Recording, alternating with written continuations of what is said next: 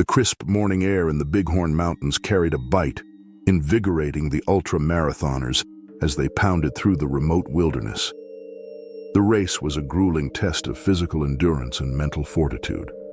A 100-mile loop through rocky trails, dense forests, and steep inclines. Sarah, a seasoned runner in her early 30s, had trained for months for this moment. Her strides were confident, her breathing steady as she led the pack, the rhythm of her steps syncing with the rustle of wind through the pines. By midday, the racers had spread out across the rugged terrain. Running solo in the lead, Sarah felt a heady mixture of exhaustion and exhilaration. Her calves burned from the relentless climbs, and her shirt clung to her skin, damp with sweat. Yet she reveled in the isolation. Her element was the untamed wild, the challenge of conquering it with nothing but her body and willpower. The trail curved through a dense thicket, the foliage so thick it muffled the sound of her footfalls. A sudden rustle to her right snapped her attention. Her eyes caught a flash of movement, a bear cub, no bigger than a large dog, scurrying into view. The cub froze, its dark eyes locking onto hers. Sarah's heart skipped. She slowed her pace, instincts whispering caution, but her forward momentum carried her closer than she intended. She had no time to react before a thunderous roar erupted from the underbrush. The mother bear, enormous and bristling with fury, burst onto the trail in a blur of motion. Adrenaline surged through Sarah's veins. She veered off the path, sprinting into the woods without thought, her feet slipping on the loose earth. The bear pursued her with terrifying speed, its growls reverberating through the trees. Sarah's lungs burned as she pushed herself harder, zigzagging through the forest, desperately attempting to outpace the predator. Branches whipped against her face and arms, leaving stinging welts.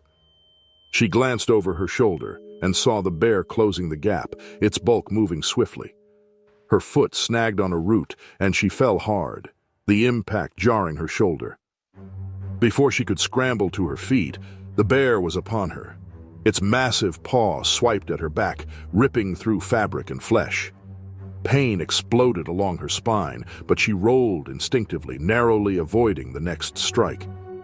Blood soaked her shirt as she reached for the whistle around her neck, blowing it in short, shrill bursts. The sound pierced the air, a desperate cry for help.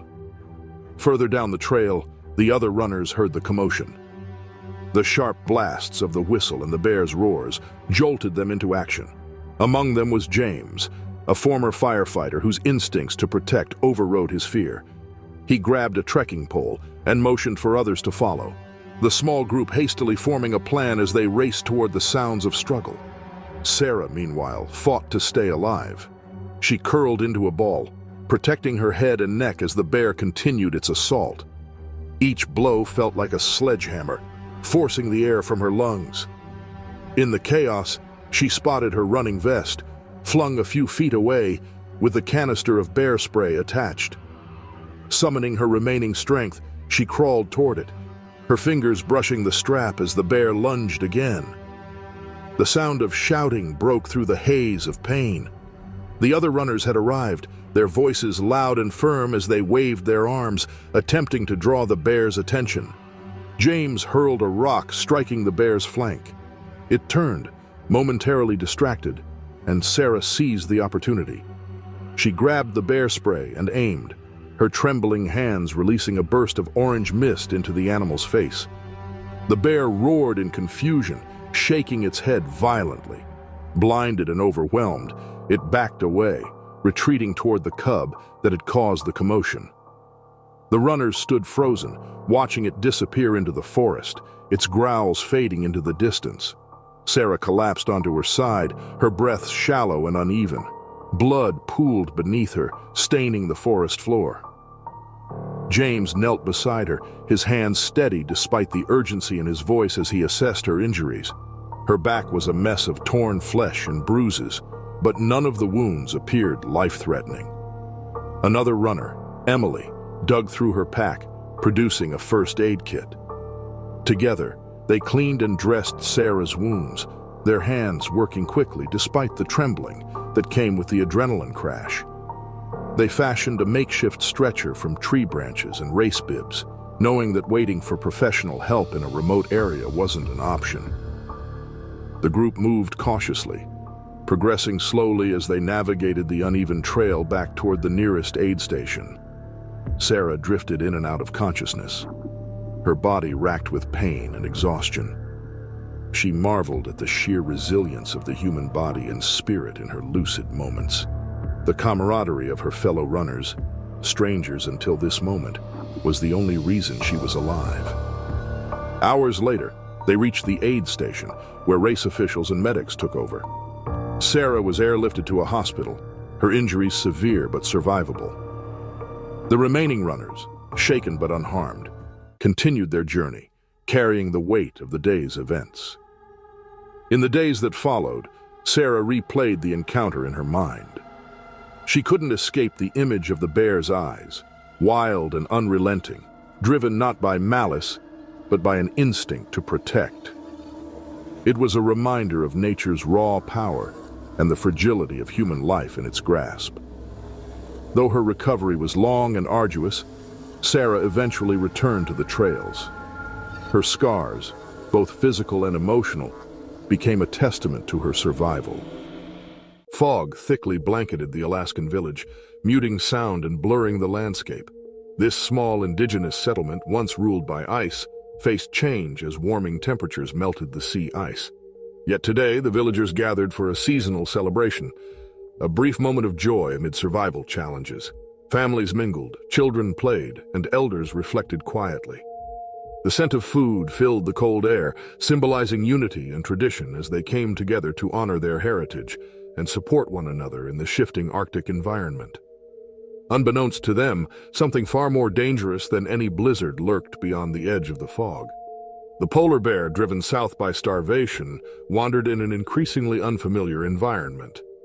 The sea ice, once the foundation of its hunting grounds, was disappearing, forcing it into closer proximity to human settlements.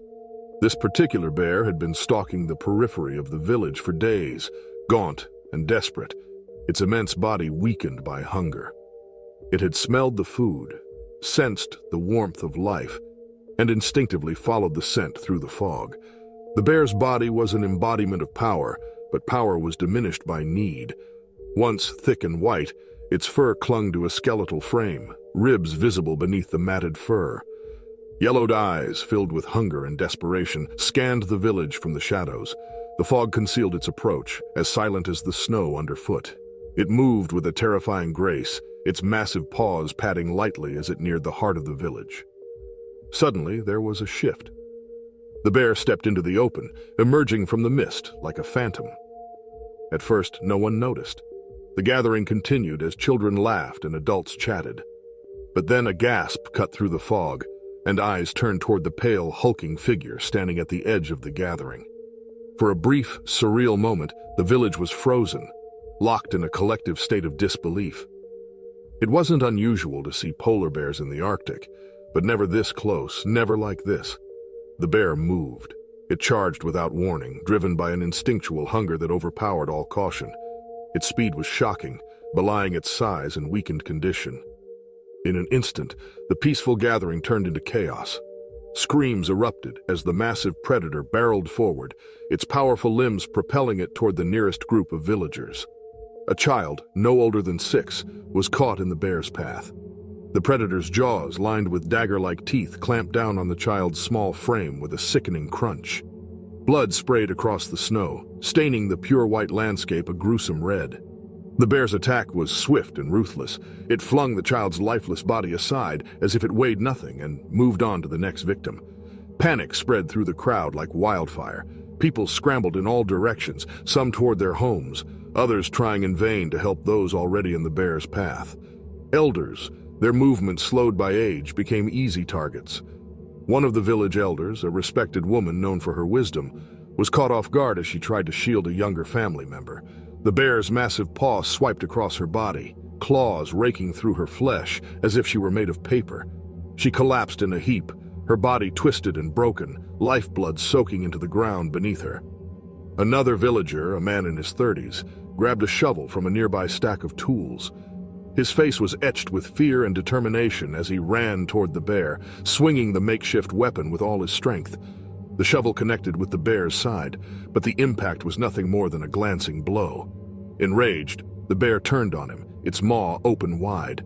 The man barely had time to react before the bear's jaws closed around his leg.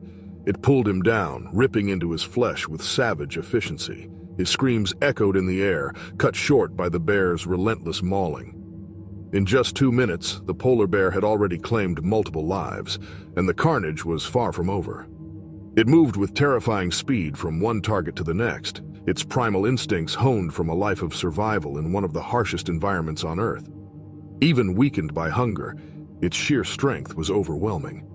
The bear swiped at another villager, tearing through clothing and flesh as it sent the man flying backward, landing in a crumpled heap. A group of villagers, in a desperate bid to defend their community, gathered whatever they could find, shovels, hammers, even kitchen knives, and charged at the bear. Their fear was palpable, but so was their determination. The bear met them with equal ferocity. It reared up on its hind legs, towering over them, a giant of muscle and bone. One villager stabbed at its belly with a knife, but the blade barely penetrated the thick fur and skin. The bear roared in fury and brought its total weight down on him, crushing his body beneath its bulk. Those who remained tried to flee. Parents scooped up their children, running toward the safety of their homes, but the bear was relentless. It charged at another group, its jaws snapping at anything that moved. A young girl, separated from her family in the chaos, found herself in the bear's direct path. She tried to run, but the bear's claws caught her leg, dragging her down into the snow. Her cries were lost amidst the frenzy as the bear tore into her. As the attack raged on, the village's isolation became painfully evident. No emergency services were close enough to respond in time. The nearest outpost was hours away by helicopter, and even that would be delayed by the fog and weather conditions. The villagers were alone, left to face the beast with nothing but their own courage and meager tools. Minutes passed, though it felt like hours. Eventually, through a combination of sheer willpower and luck, the remaining villagers managed to drive the bear back. Several men, wielding axes and other tools, landed blows that slowed the bear down. Bloodied and exhausted, the bear finally retreated into the fog, limping and growling, but it had already left its mark on the village. The aftermath was harrowing. Bodies lay strewn across the snow, their blood staining the earth. The survivors, trembling and in shock, surveyed the carnage.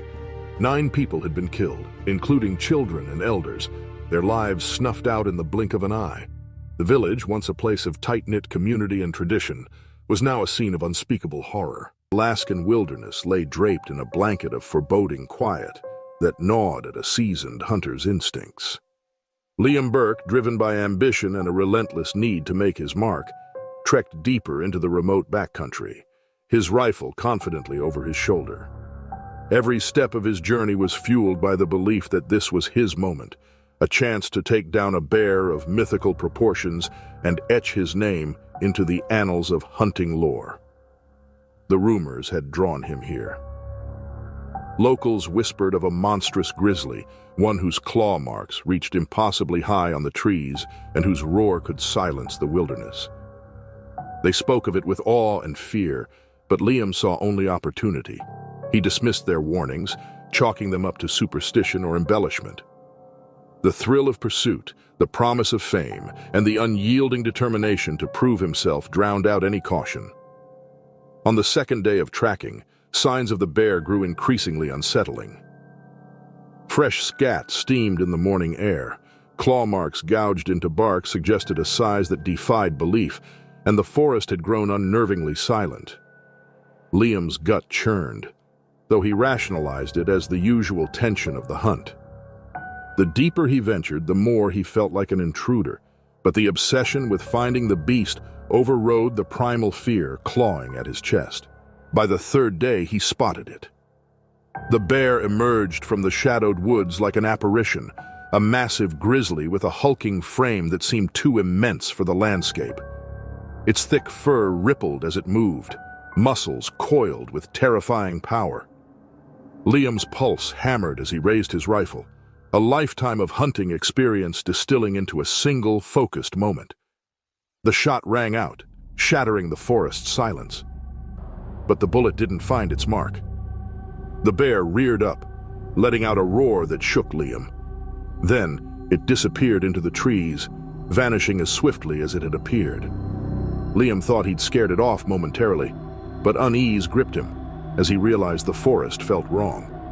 The birds didn't return to their song, and no rustle of small animals followed the bear's retreat. The silence felt alive, as though the wilderness itself was watching him. The bear didn't flee. It hunted. Liam pressed on, determined to regain the upper hand. He followed its tracks, but the sense of control began slipping away. The bear seemed to anticipate his every move, doubling back and leading him in circles, forcing him deeper into terrain that grew more treacherous with every step. Twice he caught glimpses of it, eyes gleaming like twin embers in the distance, watching him from the shadows. It was toying with him. By nightfall, exhaustion weighed heavily on Liam.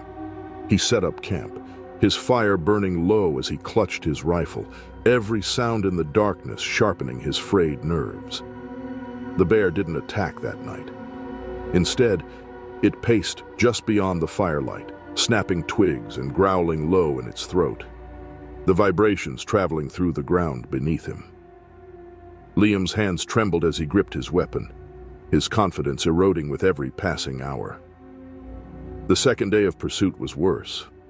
Liam's food supplies were dwindling and his water was almost gone. Fatigue blurred his thoughts and fear crept in where arrogance once stood. The bear's strategy became clear. It was wearing him down. No longer was he the predator. He was prey, running on borrowed time. When the attack came, it was sudden and brutal. Liam had stopped to catch his breath, his knees buckling as he leaned against a tree. The forest around him seemed to hold its breath. Then, the bear charged. It erupted from the underbrush like a freight train, its massive frame moving with a terrifying speed and precision. Liam barely had time to raise his rifle before the bear was on him, its enormous paw swiping the weapon from his hands and sending it into the dirt. The force of the blow sent him sprawling, pain exploding in his chest as he struggled to crawl away. The grizzly loomed over him, its breath hot and horrid as it bared its teeth. Liam's survival instincts kicked in, and he reached for his hunting knife, slashing wildly as the bear descended. The blade struck flesh, but it was a feeble attempt against the sheer mass and fury of the beast. The bear roared a guttural sound that echoed through the wilderness and mauled him relentlessly. Its claws tore into his flesh, shredding muscle and splintering bone. Blood pooled beneath him, staining the earth as his screams faded into gasping cries. It took time. The bear relished the kill, asserting its primal dominance with every swipe and bite. When it was done, the grizzly stood over the hunter's broken body, its fur matted with blood, breathing heavily. It lingered momentarily, as if acknowledging its victory, before disappearing into the shadows again. Days later, a group of hikers stumbled upon the remains. The scene was gruesome, the forest eerily silent as though mourning the violence that had taken place. Liam's body lay torn and mangled, his rifle snapped in two, and claw marks gouged deep into the surrounding trees. News of the attack spread quickly. Already a legend, the grizzly symbolized nature's untouchable ferocity. And Liam? His name achieved fame, but not as he had envisioned. He was remembered not as the great hunter who conquered the wilderness, but as a cautionary tale, a man whose hubris led him into a battle he was never prepared to fight. The morning sun had barely crested over the ridges of a park in the United States of America, casting long shadows across the landscape as a group of 5 hikers made their way along a narrow, winding trail. The sky above was a bright blue, and the towering trees flanked the path, giving the illusion of safety in the wilderness. Among the group were Caleb, the most experienced of the hikers, his cousin Owen, friends Sawyer and Garrett, and Maya, an avid nature enthusiast eager to capture the perfect photograph of the wild beauty around them. The trail they had chosen was less popular, weaving through steep ridges with abrupt drop-offs that tumbled into rocky ravines below. The sense of adventure heightened as they ascended higher. the path narrowing with each step. Overhead, birds occasionally called, and in the distance, the faint rush of a river echoed through the still air. As they rounded a sharp bend in the trail, a sudden rustling sound echoed from the dense brush ahead. Caleb signaled the group to halt, his senses alert. In the silence that followed, the source of the sound became painfully clear. A grizzly bear cub, no older than a few months, emerged from the bushes on the trail ahead of them. The cub, curious and unaware of the group, paused to sniff the air, its small frame adorably clumsy, but a stark reminder that where there was a cub, a mother was indeed not far behind. The hikers froze, their eyes wide with apprehension. Caleb, his heart now pounding, gestured for the group to slowly back away. But before they could make any headway, a heavy grunt came from behind them, echoing up the trail. There, from the direction they had just come, a massive female grizzly bear emerged, her fur bristling and her dark eyes locking onto the hikers with deadly intent. She was much closer than the cub, and far more dangerous. The hikers now found themselves in an impossible situation. The mother grizzly stood behind them, her hulking figure blocking the only path down, while the cub was directly in front, its confused mauling drawing the mother closer. They were trapped, with cliffs dropping off on either side of the narrow trail and nowhere to flee without risking a fatal fall. The grizzly mother let out a deep, guttural growl, a clear sign of her growing agitation. She was torn between protecting her cub and eliminating what she saw as a threat. Her massive body shifted on the path, her claws scraping against the loose rock and dirt as she began to inch forward. The cub, hearing its mother, started to meander toward her, but the group stood in its way. Caleb motioned to retreat slowly, stepping backward inch by inch, but as the group complied, disaster struck. Garrett, who had been standing closest to the edge of the trail, placed his weight on a patch of loose rock. The ground beneath him gave way without warning, sending him tumbling toward the cliff edge. His arms flailed as he tried to catch himself, but the sudden movement startled the already tense grizzly. The mother bear charged. Her massive frame barreled forward with terrifying speed, closing the gap in mere seconds. Caleb's heart raced as he watched Garrett scramble to regain his footing. The sudden surge of movement from the bear sent loose rocks cascading down the cliffside, the sound of them crashing below adding to the chaos. The hikers were in a state of panic now, their retreat faltering. The mother grizzly's powerful strides brought her terrifyingly close, her teeth bared and eyes wild with fury. Maya stumbled backward, her camera clattering to the ground, forgotten in the sheer terror of the moment. Garrett managed to stop his fall just as the bear reached the group. Her massive paw swiped through the air, narrowly missing him but striking Owen, who had been closest to Garrett, in an attempt to help him. Owen crumpled to the ground, gasping as the bear's claws raked across his torso, leaving deep gashes that immediately began to bleed. Sawyer, in his desperation to avoid the bear's attack, made a break for the cliffside, misjudging the distance. His foot slipped on the crumbling rocks, and he went down hard, his body skidding dangerously close to the edge. The sharp stones beneath him tore through his clothes and skin, but the proximity to the sheer drop kept him frozen in place, unable to move without risking falling to his death. Caleb, paralyzed by the sight of his friend's injuries, struggled to think. The bear, now fully committed to defending her cub, reared up on her hind legs, standing over 7 feet tall. She let out a roar that echoed through the canyon, her massive bulk casting a long shadow over the crumpled hikers below her. As the bear came down on all fours again, her eyes flicked toward Garrett, who was still scrambling to find solid ground. The movement caught her attention, and she charged again, her claws digging deep into the earth.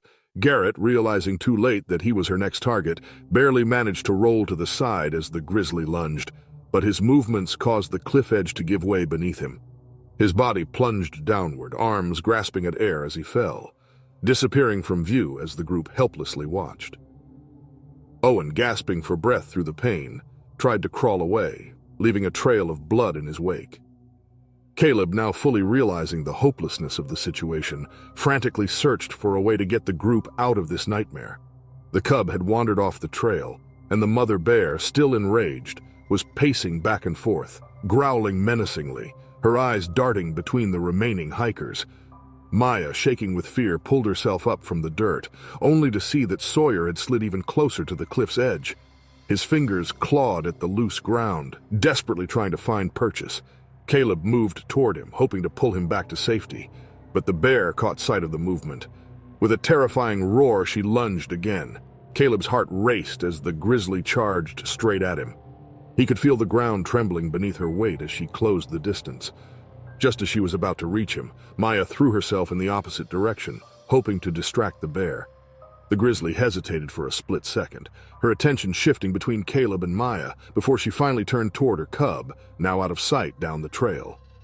The bear, sensing that her cub had wandered away, gave one final growl before retreating down the trail, her massive body vanishing into the underbrush.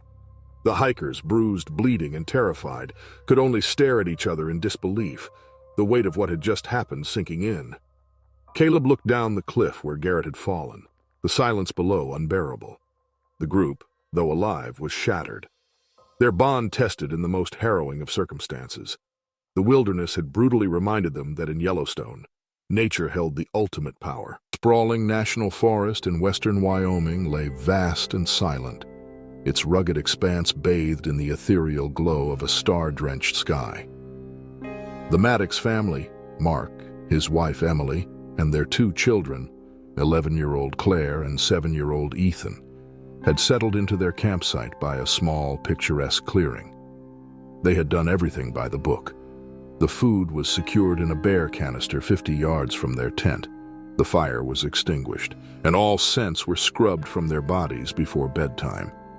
It was supposed to be a peaceful family escape into the wilderness, a chance to reconnect under the glow of constellations and the hushed whispers of the pines.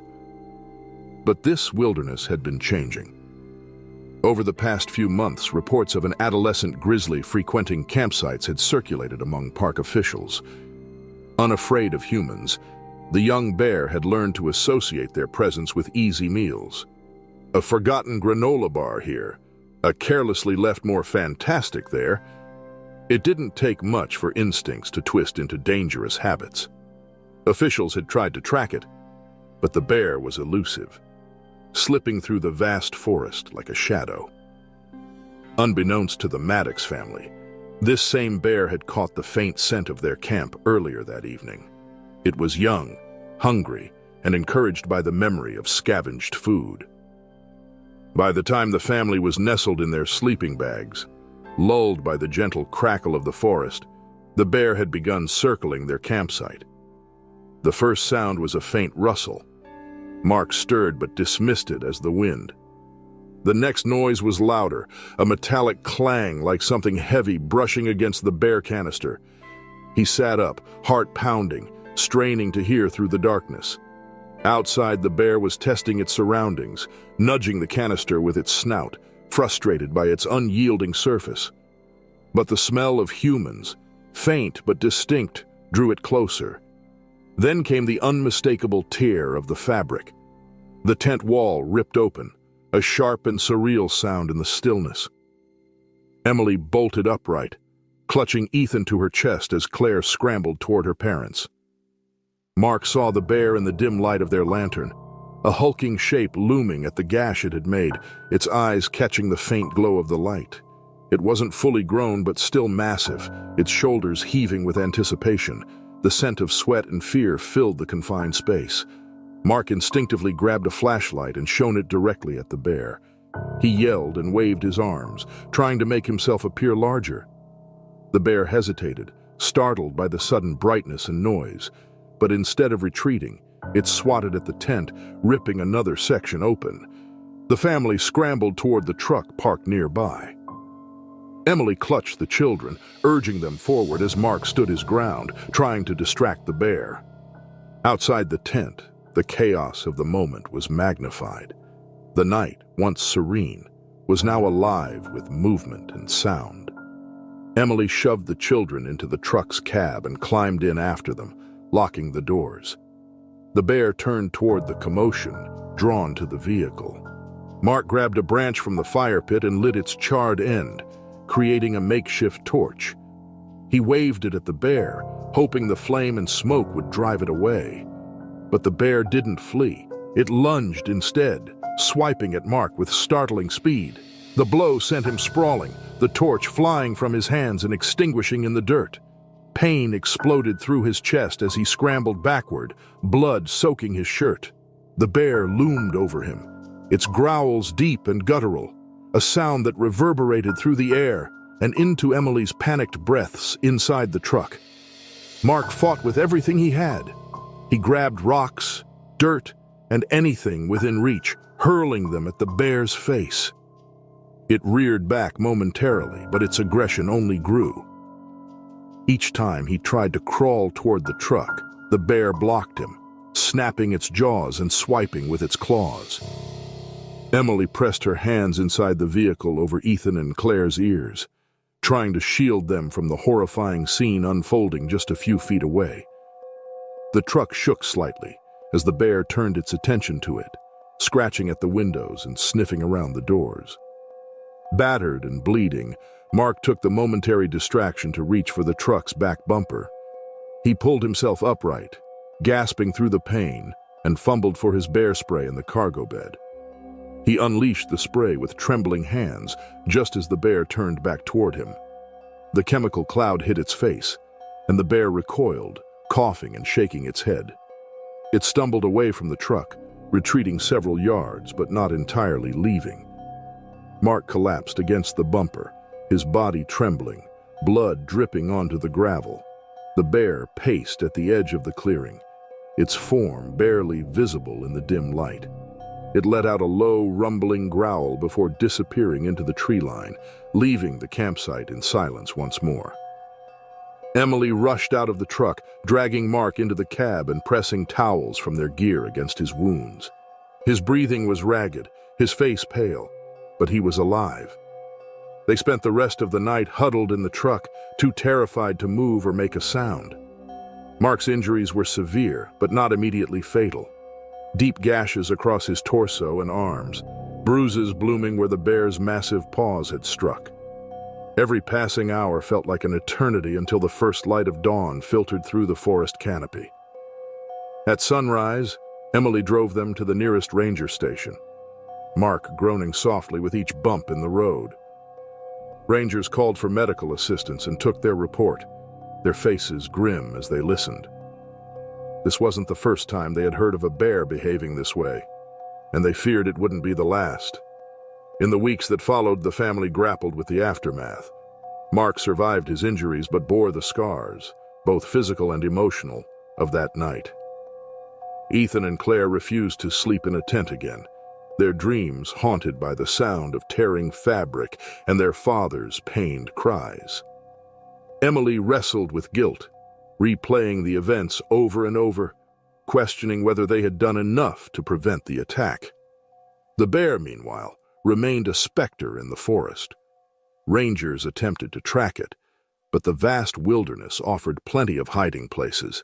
The Anderson family had eagerly anticipated their mountain getaway, hoping to escape their hectic lives and reconnect with nature. John and Lisa, along with their children, Noah, 14, and Emily, 10, rented a secluded cabin deep in the wilderness. Nestled among towering pines and overlooking a pristine lake, it offered a perfect retreat. The remoteness provided a welcome change from city life. No cell service, no distractions, just the sounds of nature. The first few days unfolded beautifully. Long hikes, marshmallow roasting, and nights spent under a starlit sky. But on the third night, a strange stillness fell over the forest. John sensed something was off as they retreated into the cabin after an evening by the fire. The usual sounds of the woods faded, creating an unsettling silence. Though rustic, the cabin felt sturdy, constructed from thick logs and heavy beams, yet they hadn't fully prepared for the local black bears, notorious for scavenging human food. The park ranger had warned them, but John was confident they had secured their supplies. As the family settled into bed, a massive male bear began to circle the cabin, drawn in by the scent of their food. The faint scratching at the door went unnoticed until it intensified into a loud pounding. John jolted awake around midnight, initially dismissing it as a tree branch. But as the thuds grew louder, dread filled him. He jumped from the bed, heart racing, while Lisa stirred beside him, sensing his alarm. Cracking the door open, John was met with the unmistakable sound of claws scraping against wood and a massive shadow outside. The bear was at the front door, battering against it with powerful limbs. Panic surged as John realized they were trapped inside. The cabin was sturdy but not impenetrable. If the bear broke through, there would be no stopping it. He turned to Lisa, now fully awake, her eyes wide with fear. The kids were in the other room, vulnerable and unaware of the looming danger. Time was running out, and the bear was determined to get in. A loud crack echoed through the cabin as the doorframe splintered. The bear, driven by hunger and the scent of food, broke through with alarming speed. Its head and massive shoulders squeezed through the opening, and in the dim light of the cabin, its dark eyes gleamed with determination. John's instincts kicked in. He needed to reach the children. But the bear was now entirely inside the main room, and the lumbering animal blocked the hallway leading to the kids' bedroom. Lisa grabbed his arm, her face pale. He could feel her trembling. The bear began sniffing the air, drawn toward the kitchen where the family's food was stored. For a brief moment, it seemed to be the scent of food, which allowed John and Lisa time to think. But the car keys were in the kitchen, hanging on a hook just above the counter where they'd left a loaf of bread out earlier. Their only chance of escape was getting those keys and making it to the car, parked just outside. They were pinned. With the bear's bulk blocking the main room, John motioned for Lisa to stay put, as he frantically scanned the room for something, anything that could help them. His eyes landed on an old hunting rifle mounted on the wall. He darted across the room, but as he grabbed the gun, his stomach sank. No ammunition. The bear, having torn into a cabinet, sent pans crashing to the floor. It growled a low, deep sound that rattled the walls. Noah and Emily's room was on the opposite side of the cabin, and they were still trapped inside. John knew that if the bear became too aggressive, it could easily tear through the doors to reach them. He edged closer to the hallway, trying to remain out of the bear's line of sight. The animal was preoccupied with its focus on rummaging through the kitchen, but any sudden movement or sound could draw its attention. He made it halfway down the hall when the bear suddenly jerked its head up, its sharp ears picking up on the creaking of the floorboards. It sniffed the air again, turning toward the hallway.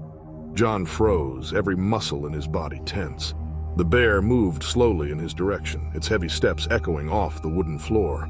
Lisa, still near the bedroom, looked on helplessly. The bear's massive body shifted its attention entirely toward John now. With no place to run, John backed toward the kids' room, hoping to shield them from the impending danger. In a split-second decision, John flung a chair across the room, hoping to divert the bear's attention. The chair crashed against the wall, causing the bear to snarl and charge toward the noise. It swiped at the air, its powerful claws tearing through the fabric of the furniture. In the chaos, John managed to reach Noah and Emily's room. He shoved the door open, pulling the kids from their beds. They were groggy, but quickly understood the severity of the situation. With the bear still distracted in the main room, John motioned for them to be silent. There was no time to think about a complete escape plan, only survival. Lisa, seizing the moment, grabbed the car keys while the bear tore through the remnants of the kitchen. With John leading the kids and Lisa trailing closely behind, they moved as quietly as possible through the back hallway toward the side door. Suddenly, the bear let out an ear-splitting roar. It had realized its human prey was trying to escape. It charged toward them, its claws scraping the floorboards, tearing through the house in a frantic rush. John shoved the side door open just in time. They all stumbled out into the cold night air, sprinting toward the car parked just a few feet away. The bear slammed into the door frame behind them, but by then, they were already inside the car. Lisa jammed the keys into the ignition, hands shaking uncontrollably as she started the engine. With a roar of the engine, they sped down the dirt road, leaving the cabin and the enraged bear behind in the darkness. As the cabin disappeared in the rearview mirror, they knew that they had narrowly escaped a brutal encounter, but the image of the bear breaking into their peaceful sanctuary would haunt them long after the mountain retreat was over. Diane adjusted the strap of her camera bag, the weight familiar and reassuring. She was deep in the Yukon wilderness, surrounded by towering pines and a misty, overcast sky. This was her sanctuary, where her passion for wildlife photography flourished. She had spent weeks here, capturing images of caribou herds, soaring eagles, and the ethereal glow of the aurora borealis. But she craved something more. A grizzly, raw and powerful, caught mid-motion in its natural habitat. Rumors of an unusually aggressive bear had circulated among the locals and guides she'd spoken to. There had been warnings, stories of shredded tents, livestock killed near settlements, and even an attack on an unprepared hiker. Diane dismissed these accounts as exaggerated tales designed to spook outsiders. She wasn't an outsider. Years of experience. They taught her how to read animal behavior and move silently through their world. She convinced herself that she was different, careful, and capable. The morning was cool and damp as she ventured deeper into the forest, far from the familiar trails. The forest floor was soft underfoot, moss cushioning her every step. She moved with precision, her senses attuned to the faintest sounds, the twig snap and the rustle of underbrush. Her camera was always ready, her fingers twitching for the shutter. Hours passed before she found what she was looking for. There it was, a grizzly, its massive frame half hidden by branches. It was larger than she expected, its fur a mottled brown streaked with gray. It stood over the remains of a moose carcass, its snout and paws streaked with blood. The scene was visceral, primal, and perfect. Diane's heart pounded with a mix of fear and exhilaration. She knew the risks of closing in, but the shot was irresistible. She crouched low, moving carefully, adjusting her lens to frame the bear against the backdrop of the forest. The grizzly didn't notice her at first, engrossed in tearing flesh from the moose's ribcage. She clicked the shutter, the sound muffled by the dense air. Shot after shot. Each frame felt like a triumph. But then the bear stopped. Its head rose abruptly, ears swiveling. Diane froze, her breath catching. The grizzly's dark eyes locked onto hers. They stared at each other momentarily, and she felt the weight of its gaze, a predator sizing up a threat. Her pulse quickened, but she didn't move. She had encountered bears before and knew to stay calm and avoid sudden movements. The bear took a step forward, then another, leaving the carcass behind. Diane slowly stood, her instincts telling her to retreat. But as she backed away, the bear followed, its movements deliberate. It wasn't bluffing or posturing. This wasn't a warning charge or a territorial display. It was interested in her, its focus unnervingly intense. Diane's confidence began to crumble as the bear continued its approach. She turned and started walking faster, her camera swinging against her hip. She glanced back. It was still following, its pace unhurried but purposeful. Panic clawed at the edges of her mind. She had bear spray in her bag, but it was buried beneath her gear, and she knew she wouldn't have time to retrieve it if the bear decided to charge. She quickened her pace, weaving through the trees, hoping to lose it. But the grizzly stayed with her, its massive form slipping through the forest with an unsettling ease. Hours seemed to stretch into eternity as the bear stalked her. Whenever she thought she had gained distance, she would spot it again, a dark shape moving between the trees, its presence a constant looming threat. The chase became a test of endurance. Diane's legs burned as she scrambled over fallen logs and pushed through thickets of brush. Her breaths came in ragged gasps, and her heart thundered in her chest. She tried to think, to form a plan, but the primal fear of being hunted clouded her thoughts. As dusk fell, the forest grew darker, its shadows deepening. Diane found herself near a rocky outcrop. She climbed, hoping to put a barrier between herself and the bear. The uneven terrain scraped her hands and knees, but she pressed on, adrenaline driving her. She reached a narrow ledge, her chest heaving as she looked below. The bear was there, circling the base of the rocks. It seemed almost methodical, testing the boundaries of her refuge. Night enveloped the forest, and with it came the bitter cold. Diane shivered, her clothes damp with sweat and the evening mist. She clutched her camera like a talisman, its weight meaningless now. The bear remained below, pacing occasionally but never leaving. Its persistence was terrifying, as if it were savoring the hunt. Exhaustion began to take its toll. Diane's limbs felt heavy, her movements sluggish. When she tried to reposition herself on the ledge, her foot slipped, dislodging a small cascade of stones. The noise startled the bear, and it reared onto its hind legs, letting out a deep, resonant growl that echoed through the forest. Then it climbed. Diane scrambled backward, her hands grasping for anything to hold on to. The bear's claws scraped against the rock, its strength undeniable. She fumbled for her bag, her numb fingers searching for the canister of bear spray. She found it, her hope rekindled, but the bear lunged as she tried to free it. Its weight crashed into her, knocking her from the ledge. She hit the ground hard, the impact jarring her vision. Pain flared in her ribs, but there was no time to register it fully. The bear was on her, its jaws snapping inches from her face. She tried to fight, swinging the canister unthinkingly, but the bear swatted it away. Its claws tore into her, each strike a searing agony. She kicked and thrashed, but it was futile.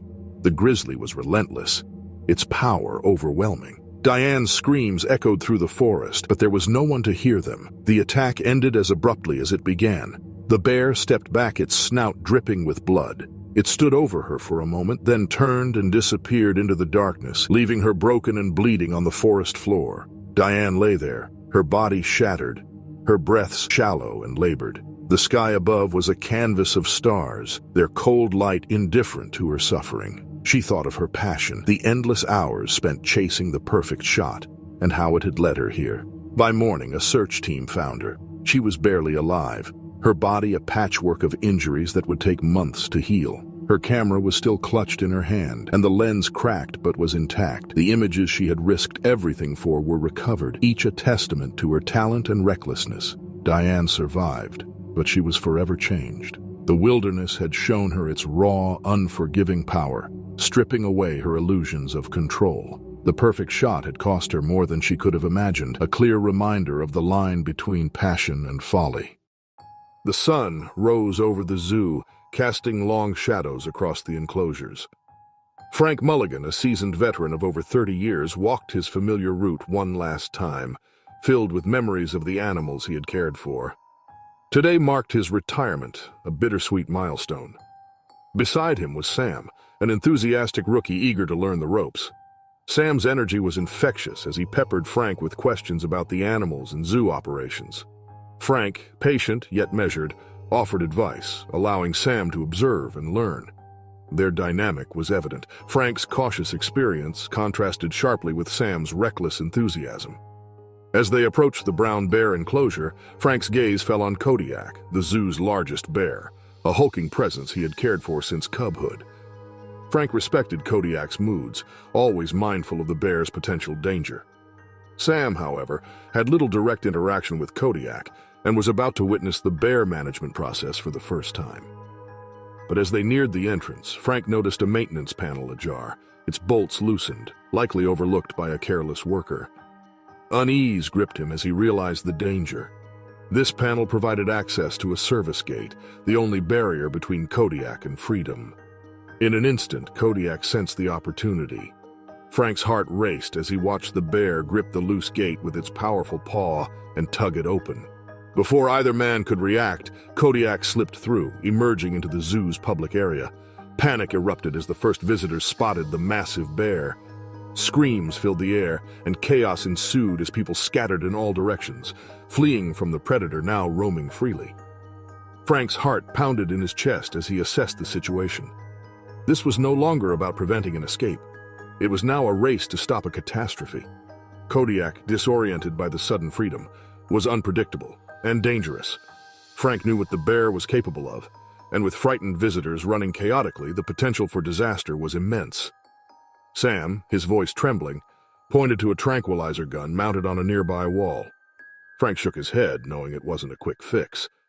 The tranquilizers would take too long to subdue an animal of Kodiak's size, and firing in a crowded area could only make the situation worse. This would have to be handled up close, carefully, and with precision.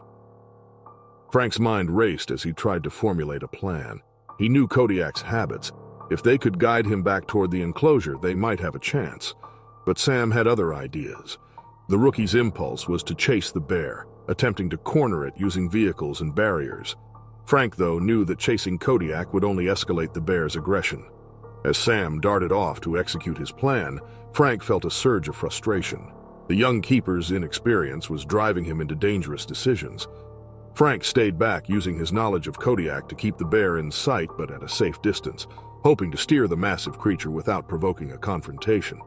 However, Sam's risky approach quickly backfired. A group of zoo workers attempted to block Kodiak's path using a small utility vehicle. The bear, feeling trapped, reacted with terrifying speed. With a guttural roar, he charged the car, flipping it effortlessly. The workers fled, leaving the vehicle a crumpled heap. Kodiak, now agitated, reared up on his hind legs, towering over the scene, his claws slashing at the air. Frank knew they were losing control. Kodiak's aggression was escalating rapidly, and if they didn't intervene quickly, someone would be seriously hurt or worse. He abandoned his cautious distance and moved in closer, heart pounding, knowing this was a critical moment. Kodiak turned toward a cluster of fleeing visitors. Frank could see the fear in their faces, and his instincts took over. With no other options, he grabbed a metal rod from a nearby supply shed and waved it in the air, making himself as large and intimidating as possible. Kodiak's attention shifted, his beady eyes locking onto Frank. It was a calculated risk. Frank knew the bear recognized him, but no guarantee would stop an attack. For a moment, Kodiak hesitated. The bear, now only a few yards away, growled deeply, his massive paws leaving gouges in the earth as he tested Frank's resolve. The air between them was thick with tension, each second dragging on for what felt like an eternity. Frank stood his ground, unflinching as Kodiak sized him up. But the standoff couldn't last forever. Suddenly, Kodiak lunged forward, the ground shaking under his weight. Frank reacted, sidestepping the bear's charge just in time, the massive paw swiping inches from his body. The rod in Frank's hand was useless against the sheer power of the bear's movements. All he could do now was stay alive long enough for help to arrive. The bear wheeled around quicker than Frank had expected, and this time, there was no avoiding the collision. Kodiak struck with brutal force, sending Frank sprawling to the ground. The impact knocked the wind from his lungs, but Frank managed to roll out of the way as Kodiak's claws came down again, gouging the dirt where Frank had just been. Desperation surged through Frank. He couldn't outrun the bear, and he certainly couldn't overpower it. But he could still outthink it. He grabbed a nearby bucket of fish meant for the polar bears and hurled it toward Kodiak. The sudden smell of food caught the bear's attention, and for a moment, Kodiak was distracted. It was all Frank needed. With adrenaline surging through him, Frank scrambled to his feet and used the few precious seconds to lead Kodiak back toward the enclosure. The bear followed, now more interested in the fish than the chaos around him. Frank's heart raced as they neared the gate, the plan coming together. As Kodiak entered the enclosure, Frank slammed the gate shut behind him, securing the bolts in place. He leaned against the fence, gasping for breath, his body trembling from the exertion and fear. Greg slipped silently through the underbrush of the Montana wilderness, his boots leaving faint impressions on the damp earth. The forest whispered around him, its sounds a mix of wind-rustled leaves and the distant call of birds. After years of teaching survival techniques, he had longed for this trip, a return to solitude and the primal simplicity of nature. This was his element, where he felt more alive than in the confines of civilization. The morning had passed uneventfully. Greg tracked the path of a creek, scanning the surroundings for signs of wildlife or landmarks. His movements were automatic, honed by years of experience. He carried little: a sturdy knife, bear spray, and a small pack of essentials. It wasn't supposed to be a challenge, but a celebration of his lifelong connection to the wild.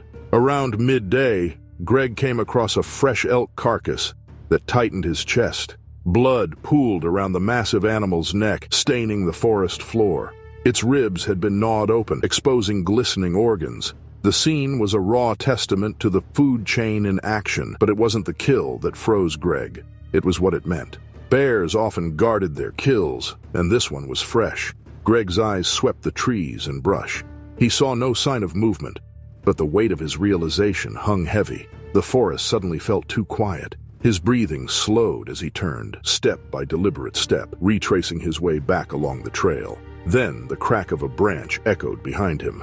He turned sharply, his eyes locking onto the unmistakable silhouette of a grizzly bear. It wasn't just any grizzly. It was a mother, and two cubs lingered in the distance. Her massive frame rippled with power as she locked eyes with him. She snorted, her ears back, and her body language clarified her intention. He was a threat. The charge came before Greg had fully processed the situation. Years of training took over. He dropped his pack and sprinted to the nearest tree, a sturdy pine with low branches.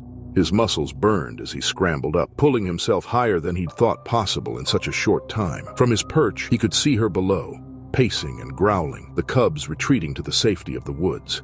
But the bear wasn't giving up. She reared onto her hind legs and batted at the tree trunk with her claws, shaking it violently.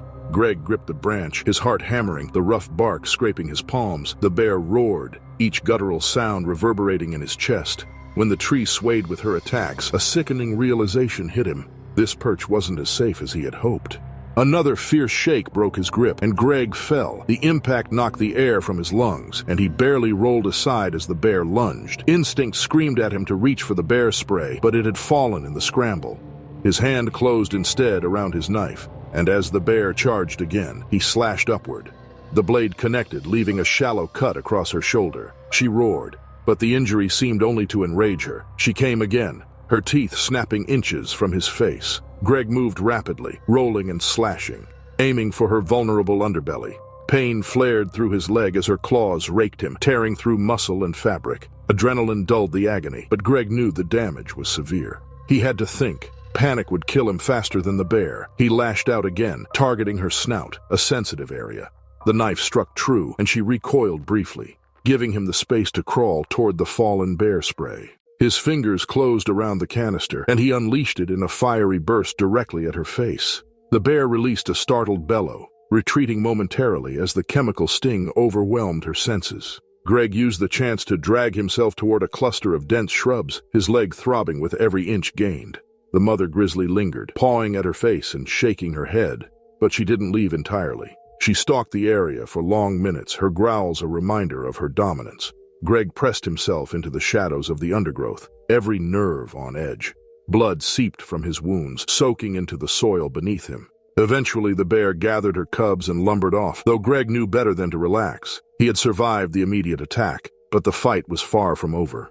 The gashes on his leg were deep, and he could feel the warm stickiness of blood loss. Infection was another looming threat. He was miles from help, and the nearest sign of civilization was a 3-day trek through the forest. He tore strips from his shirt to bind the wound, applying pressure to stem the bleeding. Every movement was excruciating, but he forced himself to focus. His training demanded action. He couldn't afford to collapse here. Greg fashioned a makeshift crutch from a sturdy branch and began the slow, agonizing process of moving. Hours blurred together as he hobbled through the wilderness.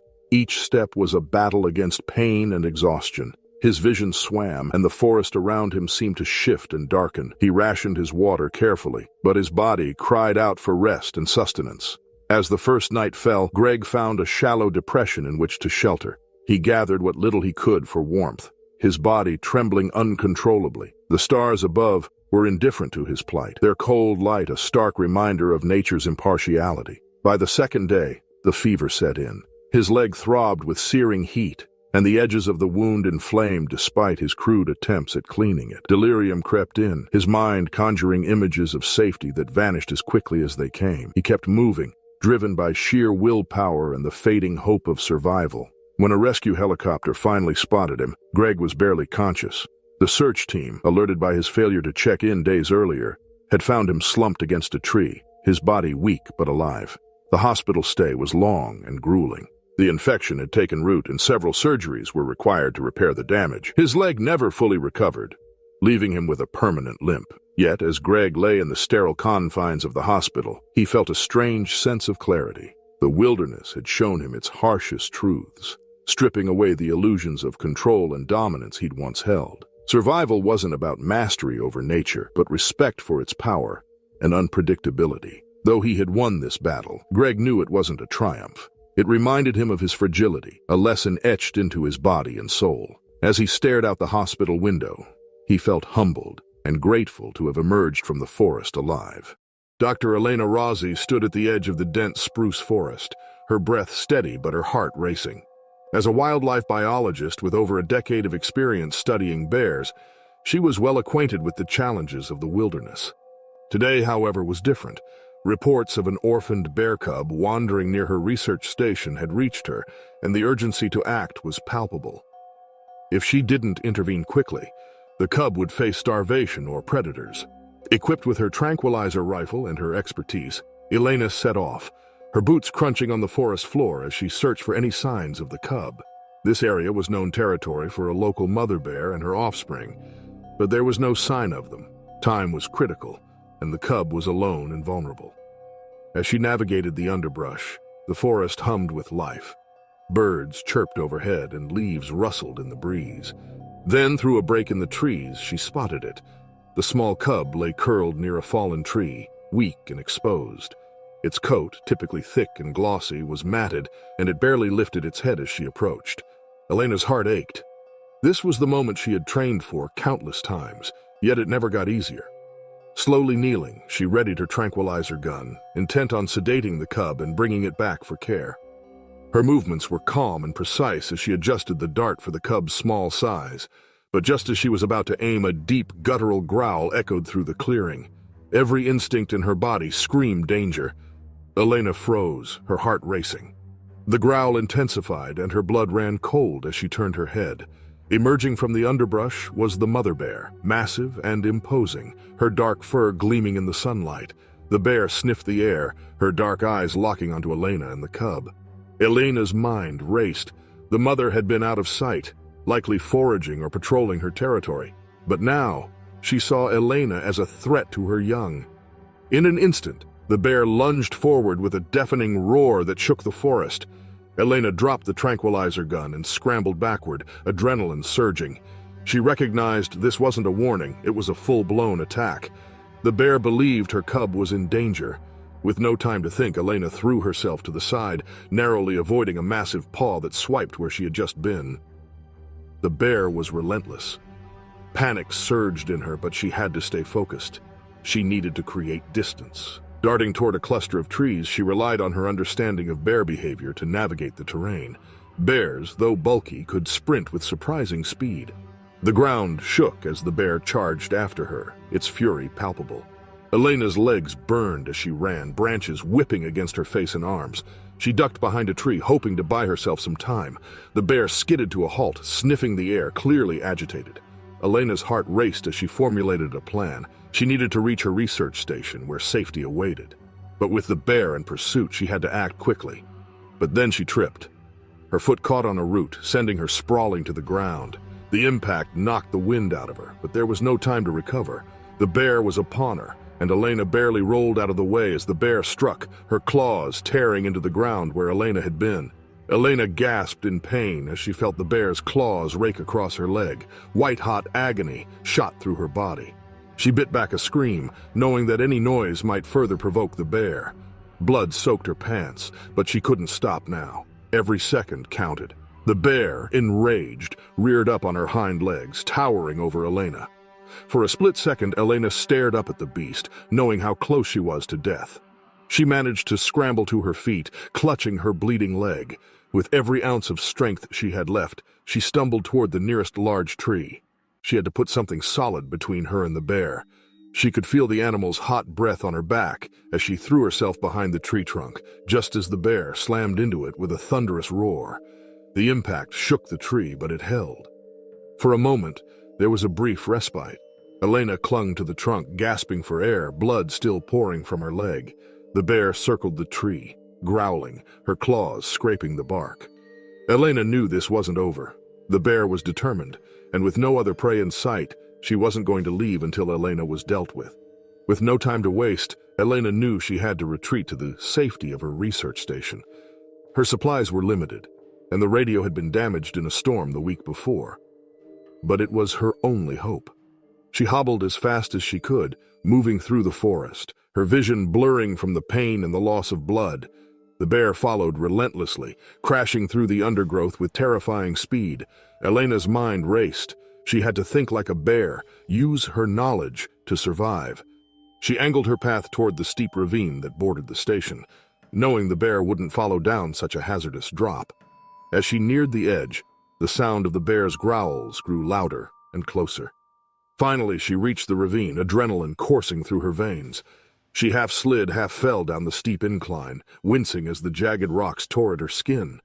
The bear stopped at the top, pacing back and forth, growling in frustration but unwilling to follow her down the treacherous path. Elena collapsed at the bottom, her body trembling from shock and exhaustion. She had made it, barely, but the bear wasn't leaving. She watched as it paced along the ridge, still furious, unwilling to abandon its cub, which it still thought was in danger. For hours, Elena remained trapped at the bottom of the ravine, too injured to move, with the bear still nearby. She needed to get back to the station, but with her radio damaged and limited supplies, her options were grim. Her only hope was to wait, to allow time for the bear to calm down, and then find a way to reunite the cub with its mother. Elena had always known the risks of working with wildlife, but now, bleeding and stranded in the wild, she had to use every bit of her knowledge to survive this ordeal. It was a battle between instinct and understanding, and Elena, in her weakened state, knew she was at the mercy of nature. Tom Hensley had always prided himself on his ability to navigate the wild. At 42, with decades of hiking experience, he had faced blistering heat, torrential rain, and the raw cold of desolate mountains. The Alaskan wilderness was his latest challenge, a vast expanse of untamed beauty where rivers carved through jagged valleys and snow-dusted peaks loomed like ancient sentinels. It was where man was insignificant, and that insignificance drew him in. He prepared meticulously, layers of thermal gear, a sharp knife, a high-powered bear spray, and a GPS device. He didn't account for a predator that played by its own rules. On October 25, 2024, Tom left his cabin near the Denali foothills and began his trek. For 3 days, he followed a route that wound through spruce forests and open tundra, relishing the isolation. The absence of cell service wasn't a problem. He carried a satellite beacon for emergencies. He camped each night under a canopy of stars, the silence broken only by the whispers of wind and the occasional howl of a distant wolf. His mind was at peace, and his movements were efficient. The wilderness was brutal, but it was predictable, or so he thought. It began on the morning of October 28th. Tom was traversing a narrow ridge when he noticed deep furrows in the dirt, claw marks unmistakably fresh. He paused, scanning his surroundings. The stillness was disconcerting. No bird calls, no rustling leaves. A faint unease prickled his neck.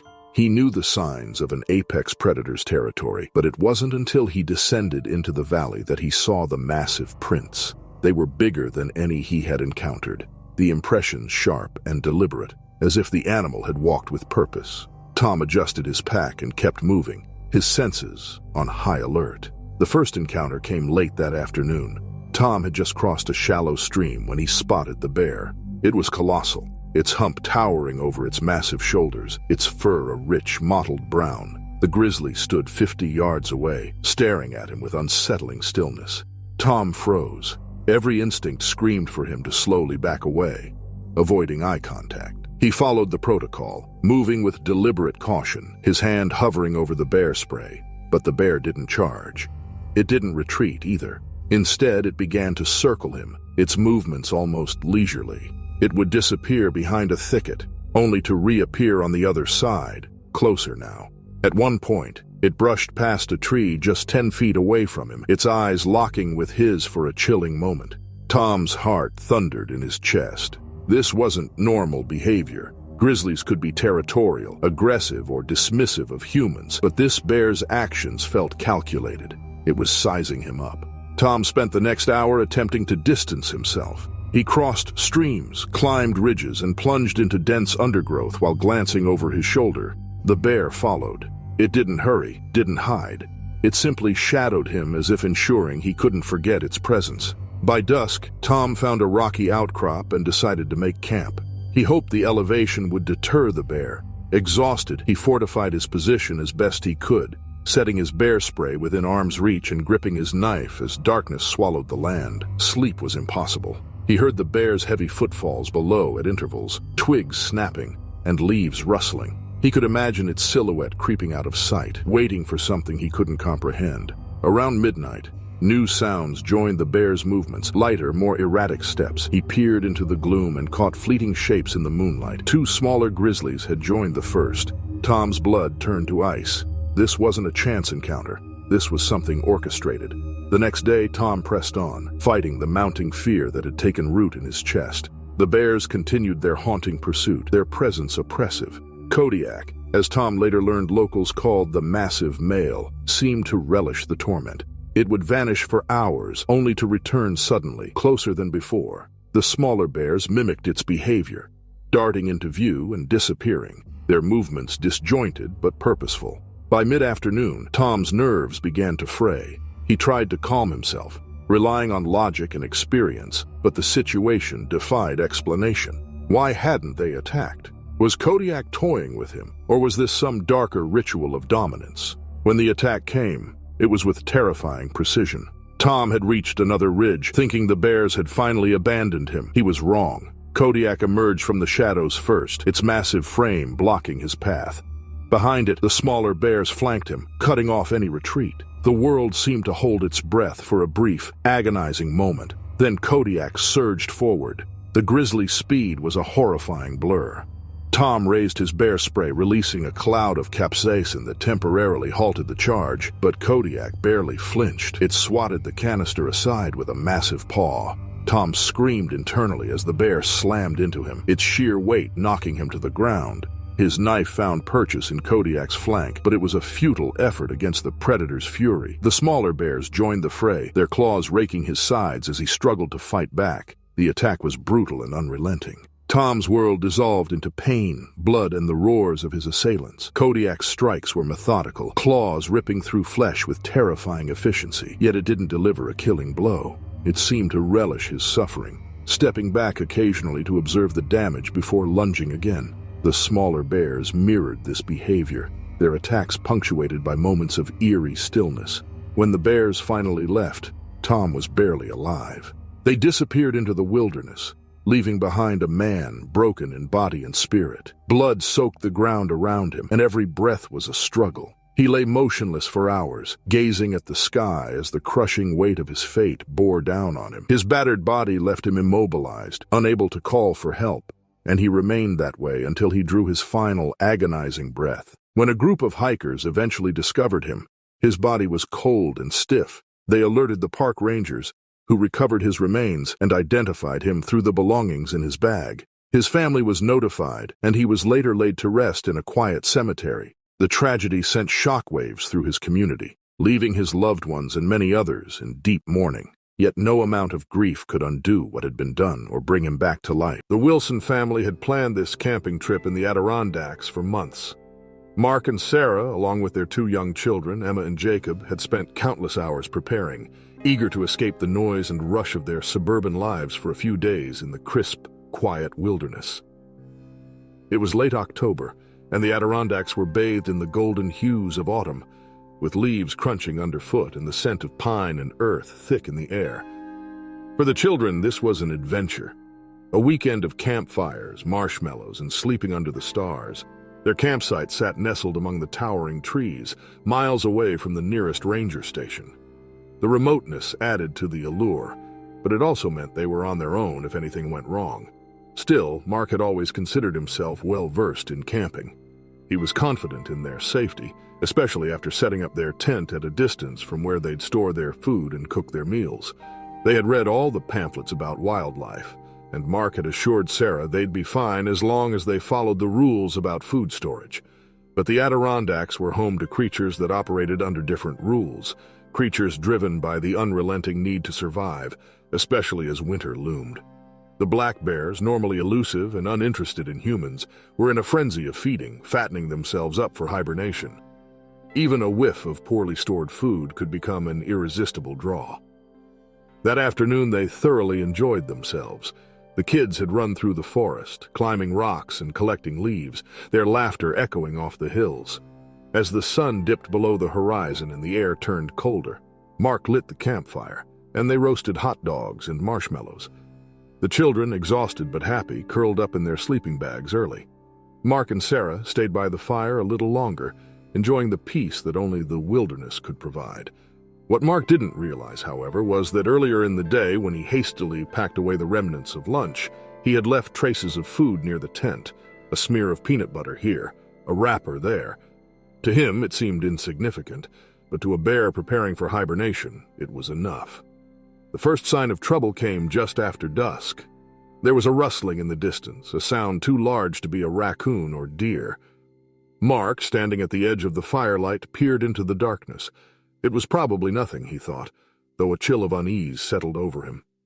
He dismissed it, returning to the fire and stoking it higher, hoping to ward off the biting cold.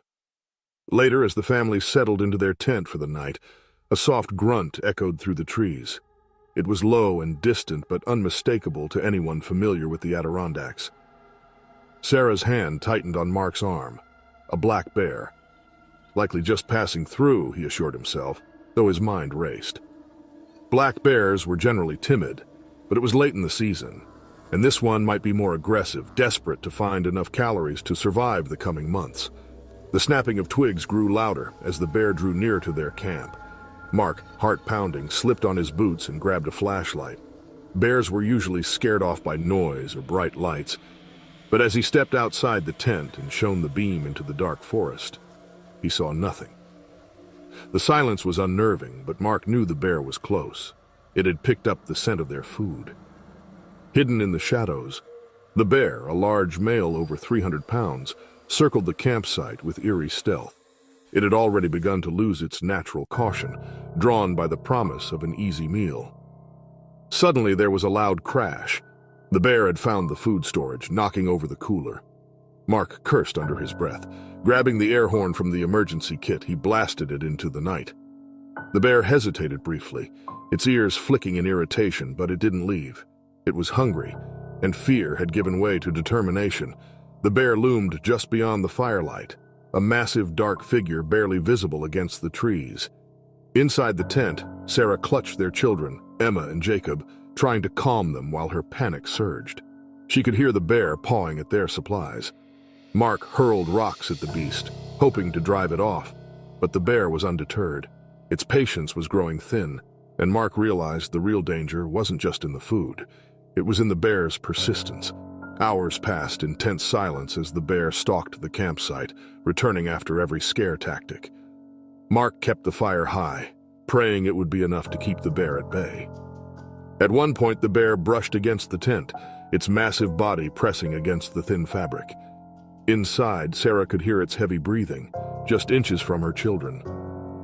As the night dragged on, Mark's mind raced. Could they run to the car? No, it was too risky. They were miles from help, and escape in the dark was impossible. Their only option was to wait for the morning, hoping the bear would finally retreat. Just as the first light of dawn crept over the horizon, a sharp snap echoed through the woods. The bear, startled by the awakening forest, finally turned and disappeared into the shadows, leaving the family shaken but alive.